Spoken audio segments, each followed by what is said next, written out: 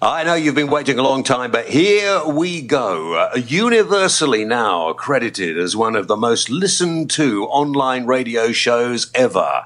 I'd written a whole lot more about how wonderful I was, but when I knew, people had realised that I'm just making it up as we go along. So shall we kick it off? Let's do it.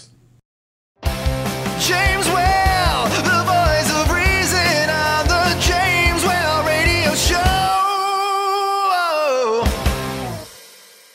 And on we go.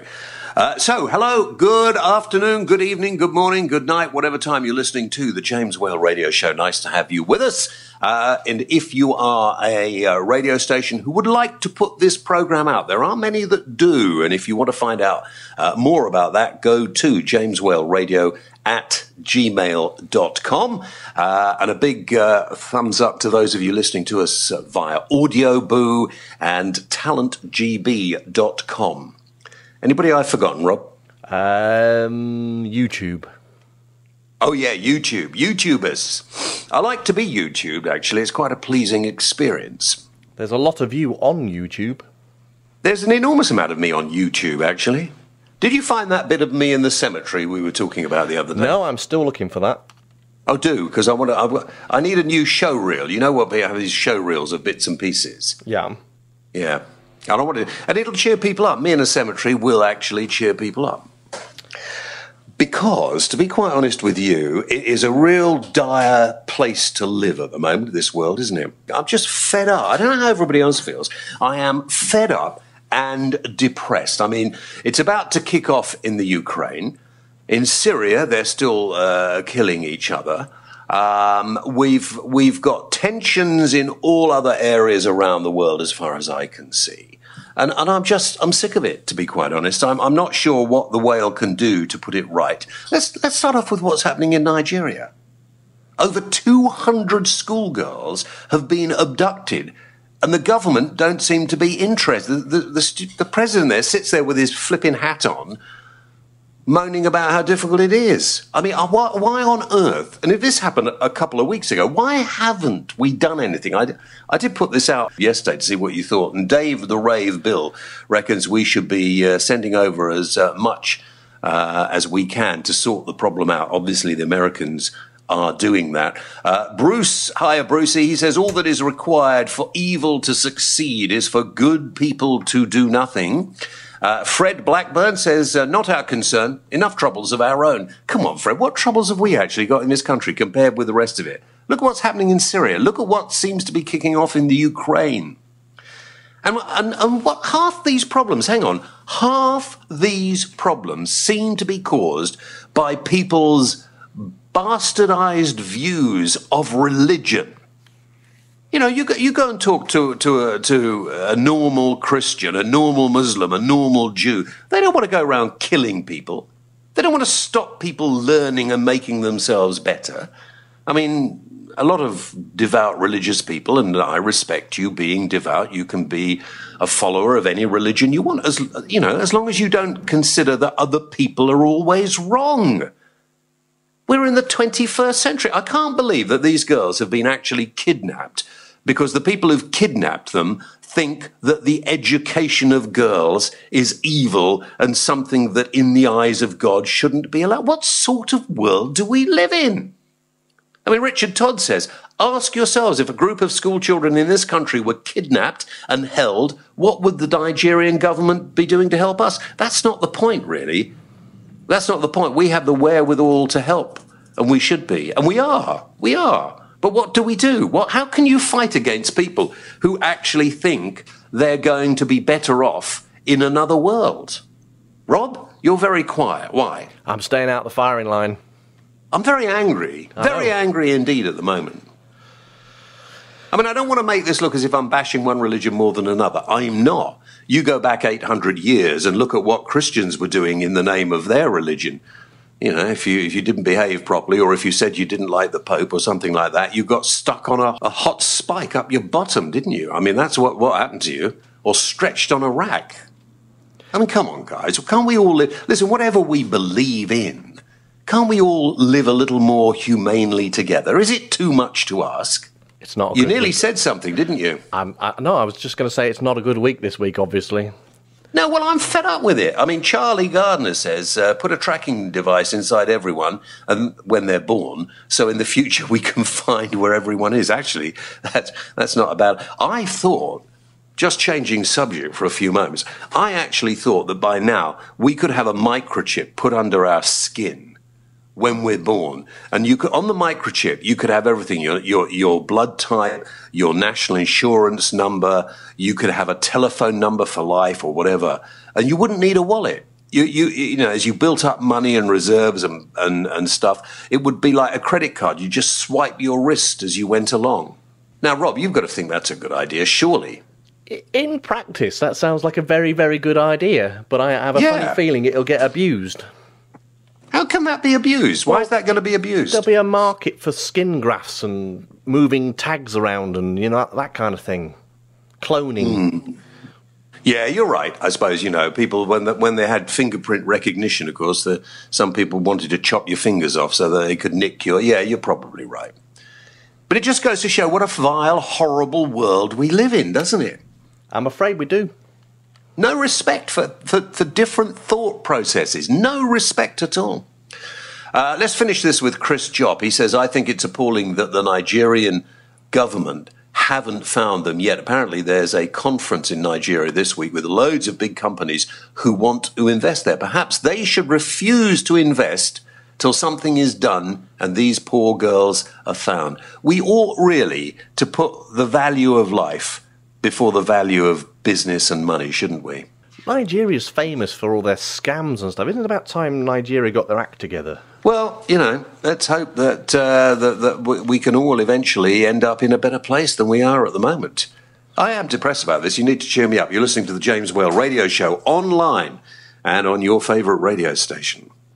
OK, well, let's change the subject for a moment and hope that the world will realise before it is too long. Mind you, I'm thinking of talking about something entertaining, and then I'm thinking of the subject is probably related to something that's not as entertaining. But anyway, let's try. There are stories about a new movie of Dad's Army, still very popular. 35 years ago they made the last Dad's Army. It is still getting huge ratings. I thought I'd be quite good as Captain Mannering. What do you think, Rob? They don't like it up 'em. No, that was Corporal Pike or something, wasn't it? Yeah. Clive Dunn. Clive Dunn, that's right, yeah. Grandad, do you want to sing the song? Grandad! I don't know the rest of it. No, let's not bother with you singing the song. That sounds awful. Okay. Then I figured I've got a friend actually who had a connection to Granddad. I've got a friend who had a connection to Dad's Army. Let's get him on the programme, shall we? Why not? All right, let's find Mr. Peter Perry. Mr. Perry, are you there? I am indeed. Hello, James. Now, Peter, tell everybody who your father was. Well, my late father was, in fact, Edward Sinclair, who played the Verger, the sidekick of the vicar. We've got the man with the duster. Me as Peter Perry, but that's simply because the family stage name is Sinclair, and the other name we use is Perry. So my dad was known as an actor as Edward Sinclair. So I should be calling you Peter Sinclair, should I? Well, you could do. Peter Sinclair Perry is my full name, so I don't mind either way, really. Peter will do, or Pete, whichever you prefer. What are your first thoughts, Pete, anyway, about a movie without the original characters, of course, because I think Private Pike is the only surviving, and the Vicar, strangely enough, are the only surviving characters, aren't they? That's right. I mean, it is a strange thing for me because obviously I've been watching Dad's Army now for 35 years or more since they last made the very last episode, and obviously it's become synonymous with all those individual characters that were in it. However, it was interesting last Sunday, I think it was Sunday, I heard an interview on the radio with Jimmy Perry, no relation I might say, but Jimmy Perry, one of the co-writers of the programme with David Croft.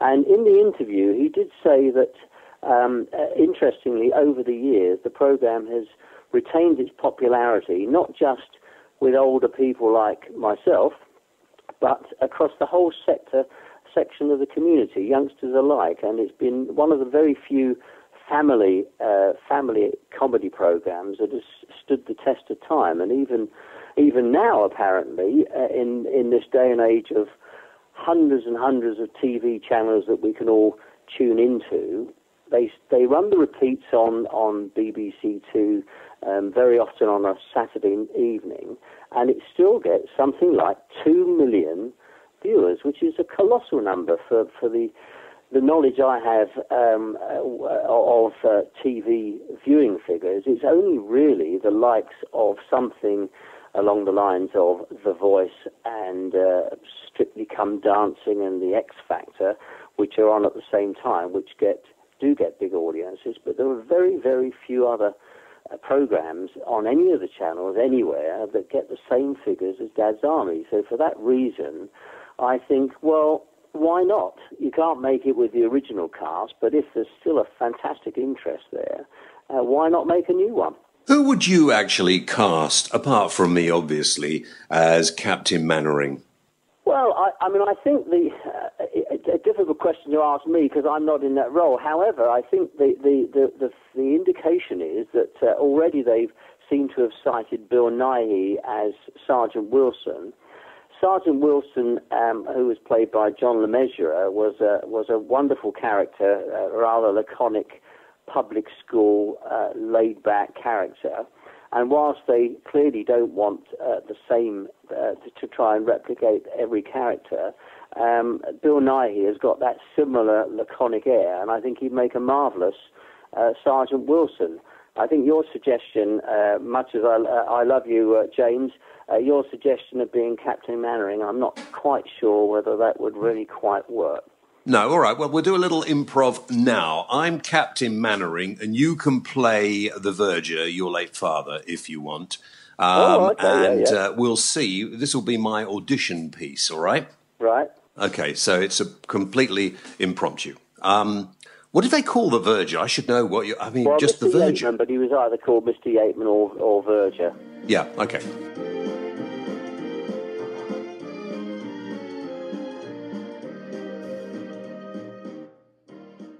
Ah, right. Verger, come in here now. What are you skulking about outside for? Well, Mr. Mannering, I think the thing is, you've got to be remembered that the RP warden is actually up to no good at the moment, and so what we have to do is to try and work something out. All right? Yes, I knew he was up to no good. I absolutely felt he was up to no good. Now, Mr. Yateman, it'll go down on your record well if you report to me anything that he's up to that I can use to get him out of here. All right, I'll do that, but don't tell the vicar what I'm doing, though, because he won't like that. All right? We'll keep it just between us. I think that's a very good idea. Mr. Yateman, thank you very much indeed. Off you go. Well, maybe you could play Captain Mannering then. I think that was quite good, actually. I think we should do a whole scene later. Yeah. Listen, Peter, tell me this. When Dad's Army first started, there was quite a lot of controversy about making light of a very serious situation, i.e. the Second World War, wasn't there? People didn't think a comedy was the right way to do it. No, that's right. I think that was often the case, but once again, I think it rather came back. I don't know if you have seen some of the programs that have been on over the last year, but there was a very interesting. They did a docudrama about one of the, I can't remember the battalion, but one of the battalions in the First World War who became synonymous with printing a sort of magazine for the people in the trenches, and it was making a mockery of everything that was going on and poking fun at their own army superior officers, and it became almost an historic document about what happened during the war in the trenches. And in much the same way, after the Second World War, I think it was deemed perfectly acceptable to make fun of what happened. But one of the great aspects of Dad's Army was, whilst they were poking fun, the thing that came through as a very strong theme and was probably synonymous with his success, whilst there was lots of buffoonery and idiotic activities going on, at the end of the programme, we always won through. It was the British bulldog spirit that we always managed to win through, and so nobody was going to get us, and certainly not the Germans. So, and I think achieving that end result through fun and laughter was really key to the whole programme's success. And do you think, I mean, would this be a movie, do you think, that would have appeal in the cinema, or do you think it would be a movie that would go straight to DVD? No, I actually think it would appeal to a cinema audience. I think the new, because it has always attracted an audience of all ages. It would, and the youngsters seem to be the ones that still go to the cinema. It would appeal to an audience there, and because when you've got stars like Bill Nighy, who clearly is of interest to a very wide audience, I think it would work well in the cinema. All right, brilliant. Let's talk about us now, because that's far more important. I'll tell you how I met Peter. Where did we meet, actually? Where was it? Because it was in the late 60s we met, wasn't it? When I left school, I was in the acting profession for a number of years, and we actually met in the makeup department of the BBC on a very early episode of Doctor Who. And we were both being made up, believe it or not, as monsters. And such was the detail and horror of our characters. We had to be in that makeup department for several hours to get us to the point that they could put the cameras in front of us. And so we just got chatting. There was the two of us there, and we seemed to have struck up a friendship which has remained strong ever since. I remember the thing most about those days is that we used to spend most of the time in the canteen eating. That's right, and it was very good food in those days, but it was not so easy to get service when you were dressed and made up as a monster, because it was difficult to find a mouth to put the food in, but we managed. And then later I went into radio, and you went on to do other things outside acting. And then eventually you asked me to get you into radio, which I did, but on a sort of sales side.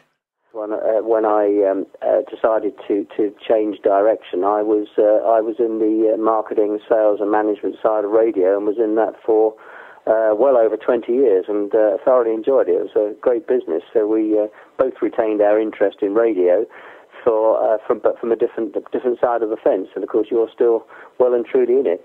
Yeah, well, who knows? In the future, we might well and truly be in a new movie. I can see. I'm getting the feel of the Mannering part, because he had all the power, didn't he? Really, and he told everybody what to do. That seems to be my raison d'etre in life. Well, you never know. Peter, thanks very much indeed. Have a good day. Thanks for talking to us. Great talking to you, James. Bye.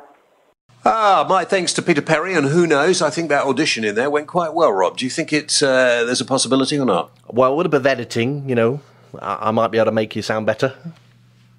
What do you mean with a bit of editing you might be able to make me sound better? I don't think that... I tell you what you could do in the background. You could put some sort of effects, I don't know, machine gun fire and sirens or something like that. Or maybe not. I don't know.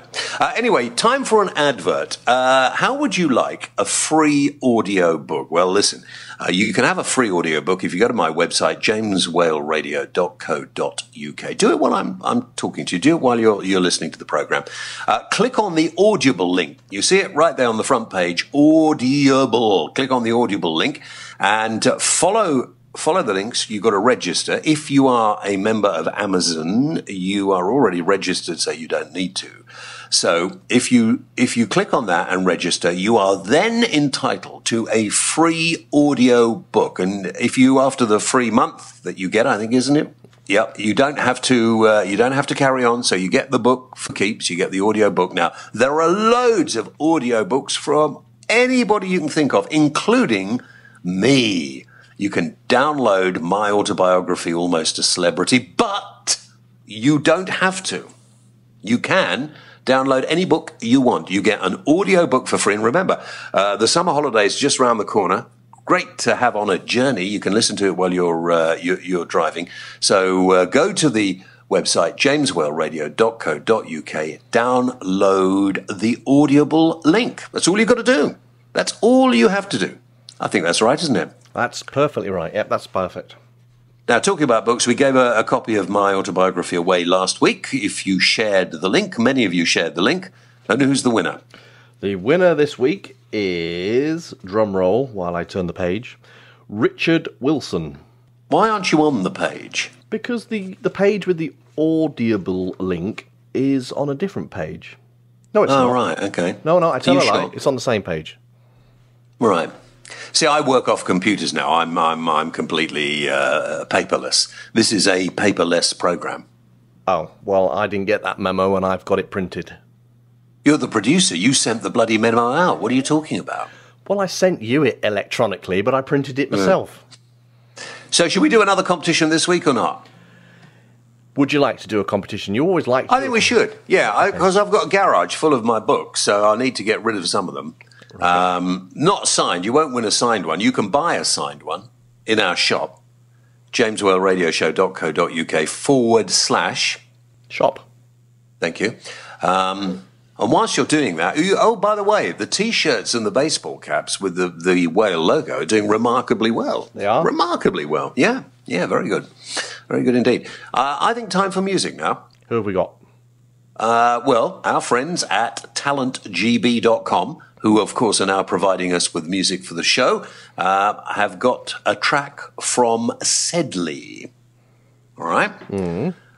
Sedleigh, it's quite interesting, actually. I quite like this. The next track is inspired by the story of a wayward Berlin teenager, Christine F., who gets herself tangled up in drugs and prostitution. So with that in your mind, have a listen to this. The track is called Bahnhof Zoo.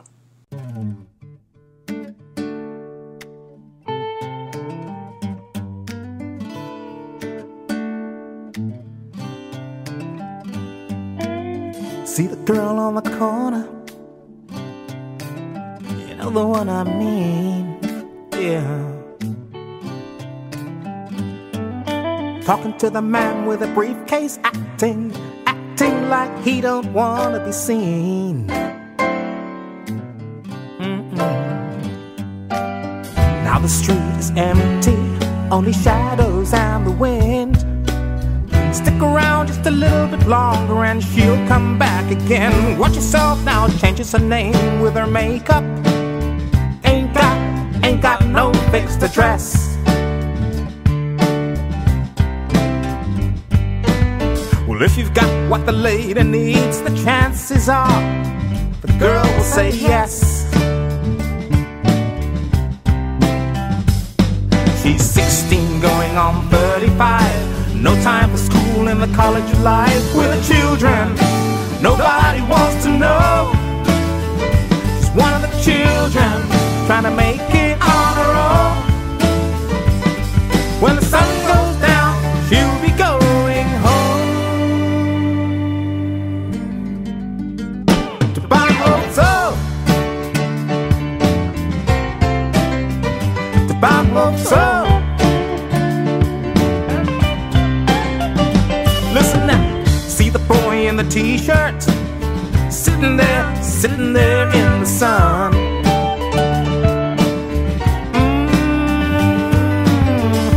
Come a little closer, people, I'd like to show you what he's done.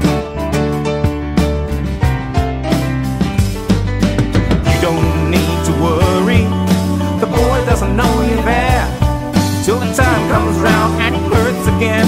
The boy doesn't even care, 'cause he's 16 going on 35, counting the days to the end of his life. He tried real hard, but he never got it right. Now he's stoned all day, hurting all night with the children. Nobody wants to know.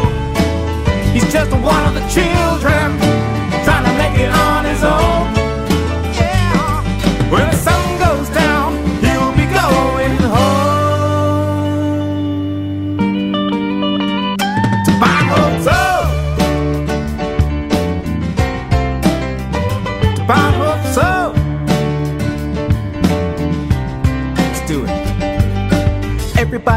his children.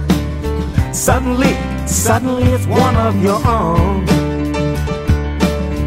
Oh yeah. Don't give a damn what your neighbors say, 'cause they don't wanna help, they only wanna know.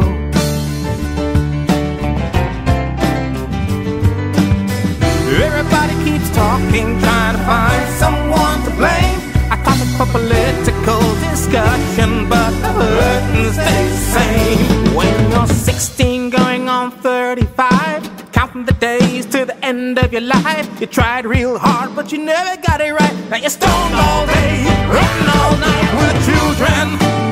Nobody wants to know. Just one of the children, you're trying to make it on your own.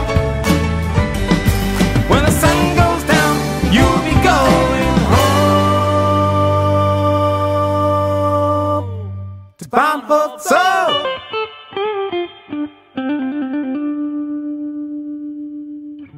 So that's a track from Sedleigh called Bahnhof Zoo from the EP of the same name, performed with Sedleigh's characteristic clarity and emotion. And if you want to find out more, of course, go to talentgb.com. Talentgb.com are now supplying all the music and entertainment for the James Whale radio show. And if you think you are somebody that would like to appear on the program, if you go to them, you can find out how you can get on the program. Remember, talentgb.com. You are listening to James and Rob on the James Whale radio show. Right, okay, there we are, Rob. I'm going to go back to something pretty nasty now. Right. Have you heard about the Sultan of Brunei? I know he's very, very, very, very rich. Well, he is very, very, very, very, very, very rich. He's worth an estimated 20 billion quid. Well, that's not a lot, really, is it? Isn't it? Well, not compared He to lives... other people. Not compared with who? Bill Gates and people like him. Has he got more than... Bill Gates has got more than the Sultan of Brunei? Yeah, I think so. God. Yeah, right.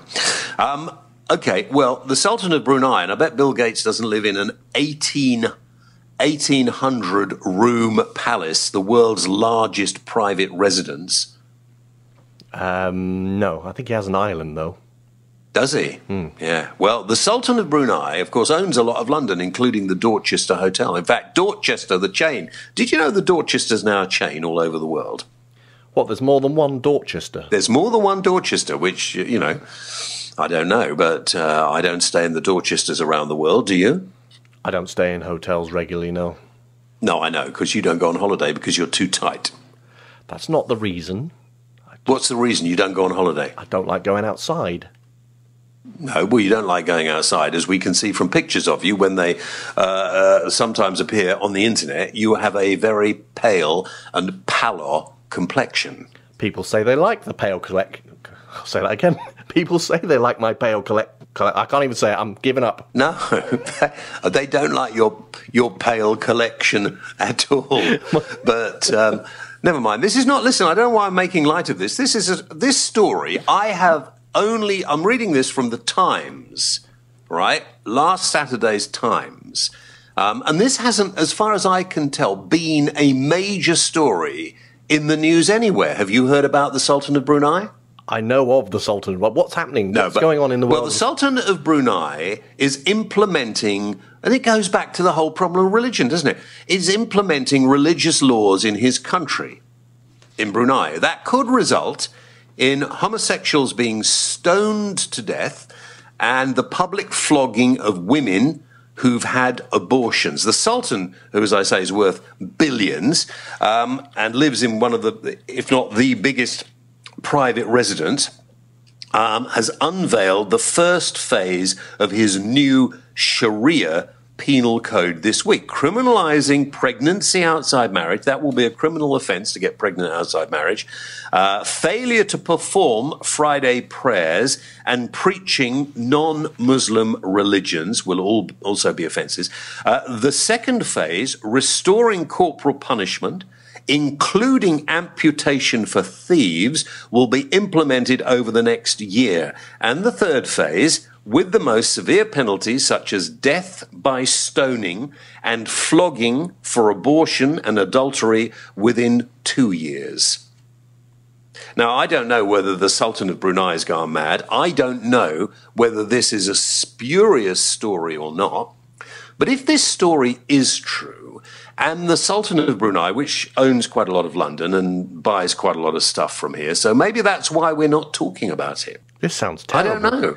I just think that is appalling. Absolutely appalling. Now, lots of personalities, including Stephen Fry, Sharon Osbourne, lots of other people as well, have called for the boycotting of the Dorchester hotels around the world. Now, I think if you boycott hotels, the people who are going to suffer are those people who work in the hotels, and it's not their fault. I mean, surely the government ought to start saying to the Sultan of Brunei, we're not going to buy stuff from you. I mean, he's going to go and buy stuff elsewhere, but surely we can actually bring some power to bear, or we stop having anything to do with somebody who thinks it's perfectly acceptable to stone a woman to death because she got pregnant outside marriage.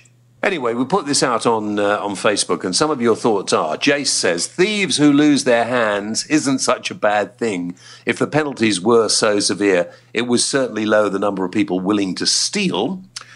Charlie Brindley says, another place that needs to be put on the UK banned list for business and leisure. Kevin Ackerman says, no, I'm not concerned because I live in Cardiff, and Wales does have its upsides. It's an interesting take on it, Kevin. Very interesting indeed. And there are, as far as we know, no plans to bring in Sharia law in Cardiff.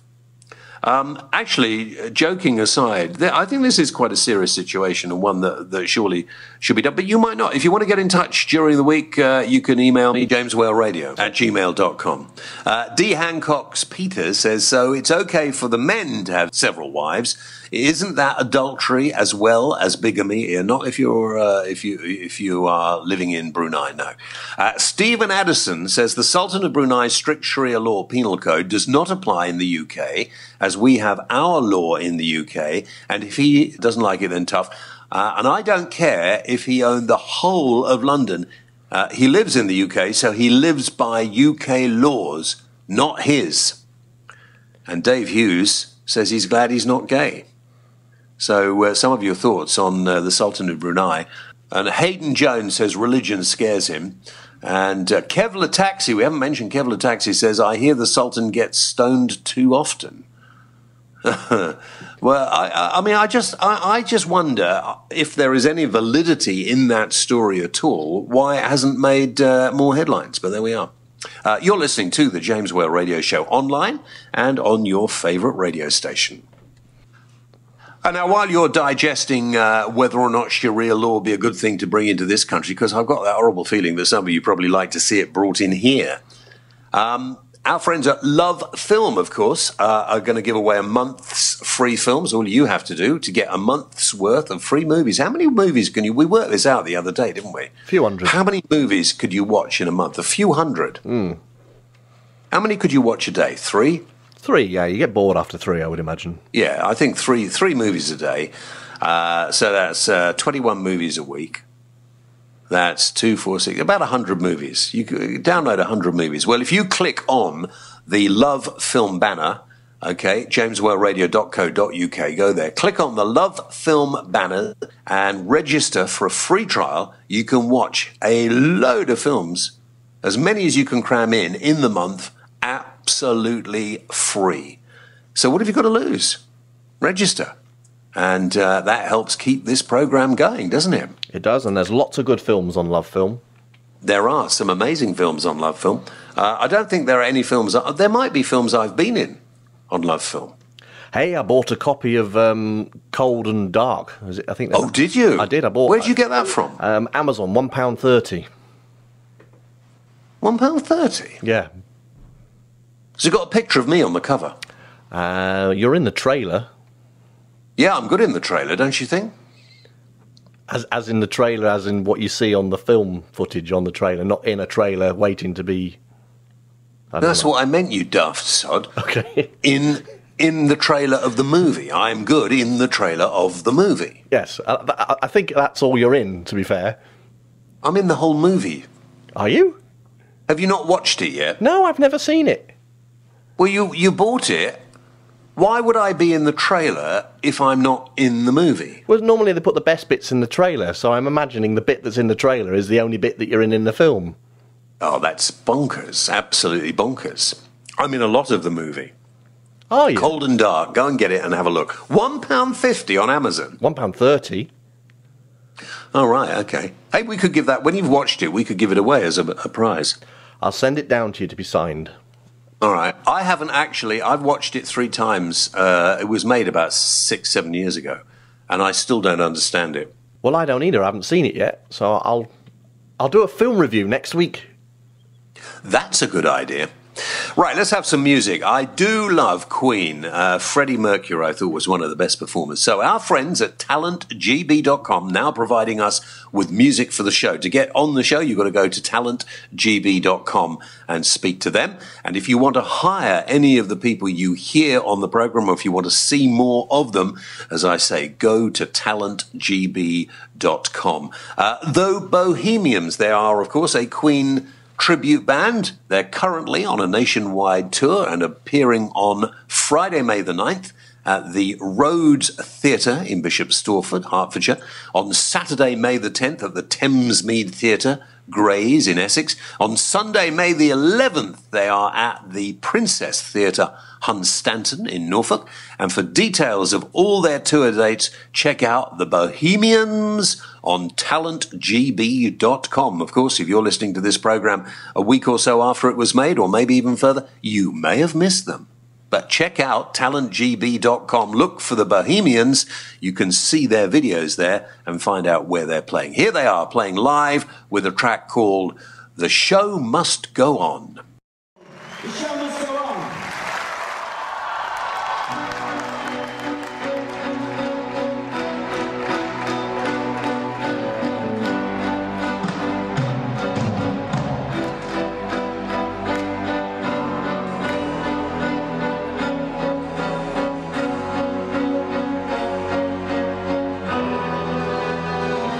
Empty spaces while we're living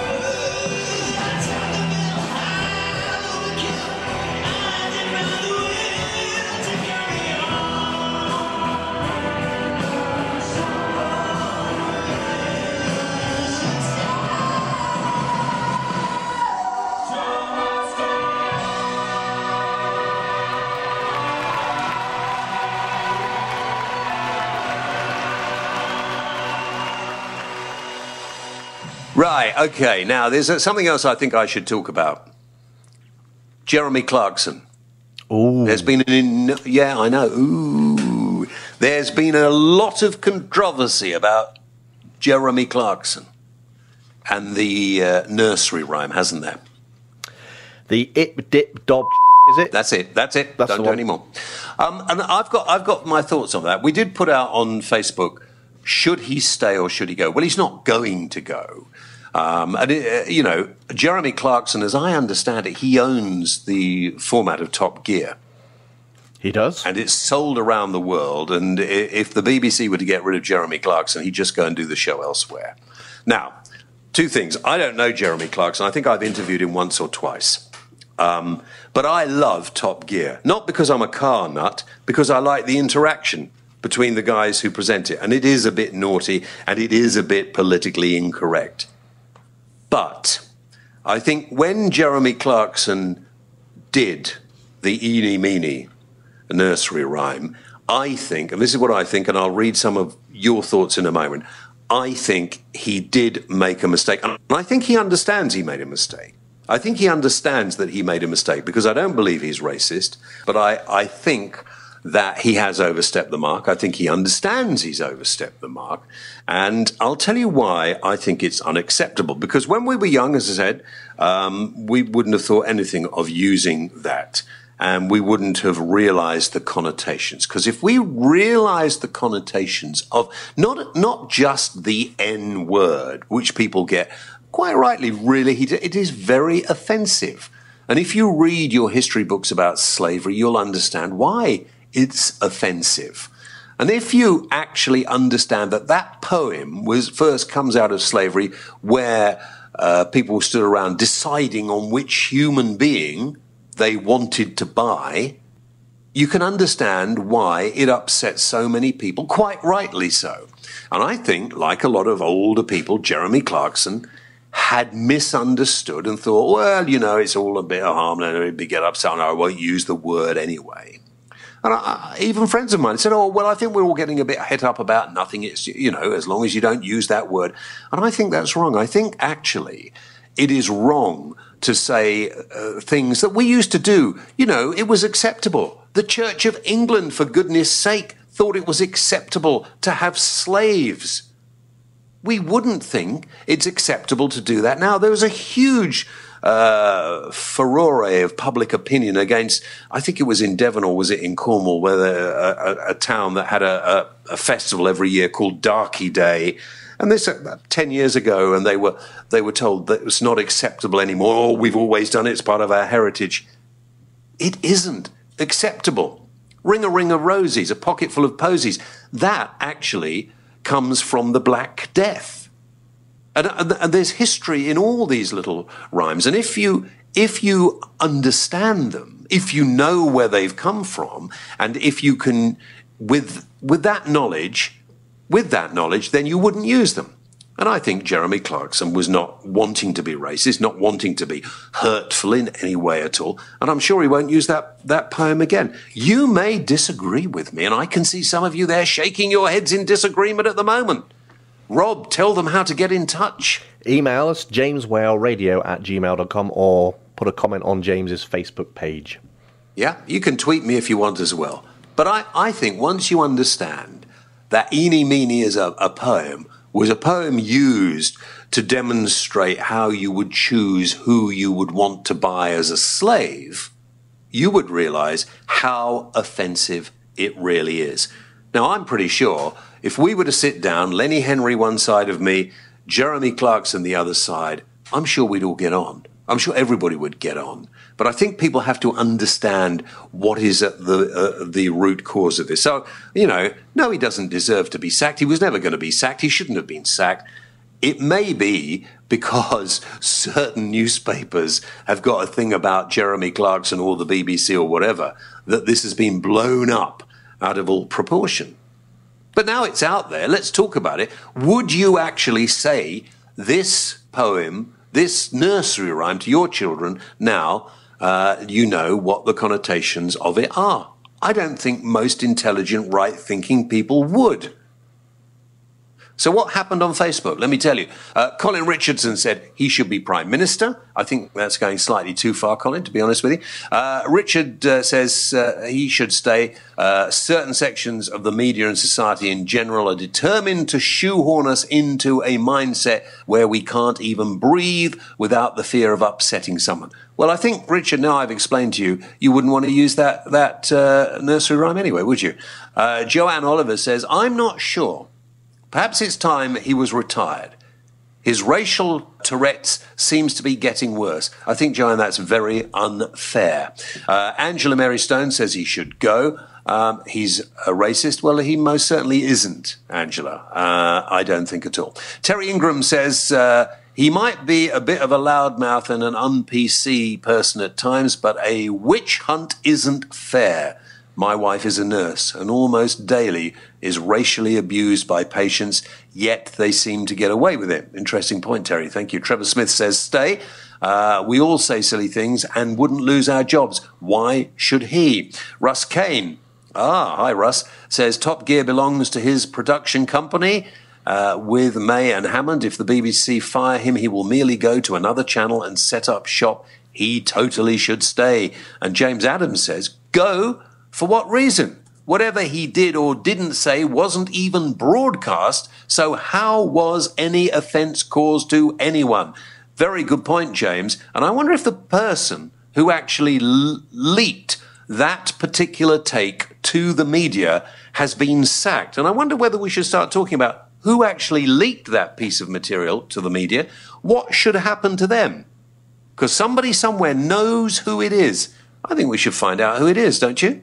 Ed Taylor says, I agree with virtually nothing that Jeremy Clarkson says or does, but I wouldn't want to be without him. He makes me laugh at him as much as with him, and it wouldn't be the same without him. I don't find him offensive, just funny. Ava Woodgate, leave the bloke alone. Gemma Louis Sermon says, it's pathetic. It's okay for black people to say the N-word in their lyrics and sell their CDs. And Gary Elms says, don't like the guy, but he is refreshingly don't care what I say. And this is blown out of all proportion. So there's some of your thoughts. And I wonder what you think of what I've said. And after hearing my thoughts in it, would you use that nursery rhyme again? You know how to get in touch. Let me know your thoughts and we'll mention some of them maybe on next week's programme. Rob, how are we doing? We're doing fine. I think we should wrap up now. Why? I don't want to. All right, then. Take it away.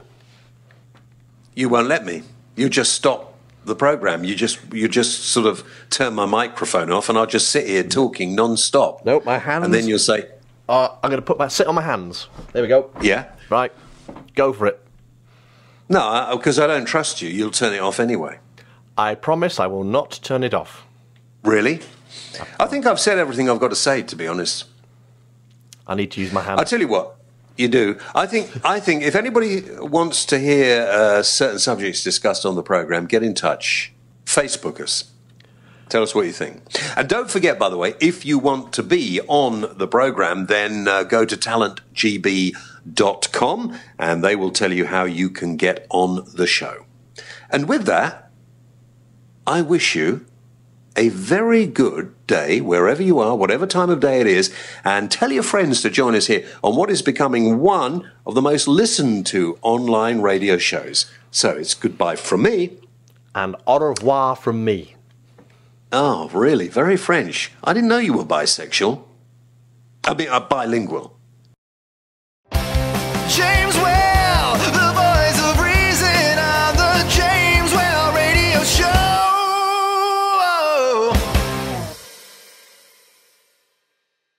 You're listening to the James Well Radio Show.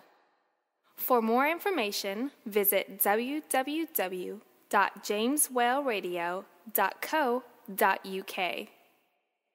Why not check us out on Facebook.com/James Well Radio Show or follow James on Twitter @the James Whale. James Whale, the voice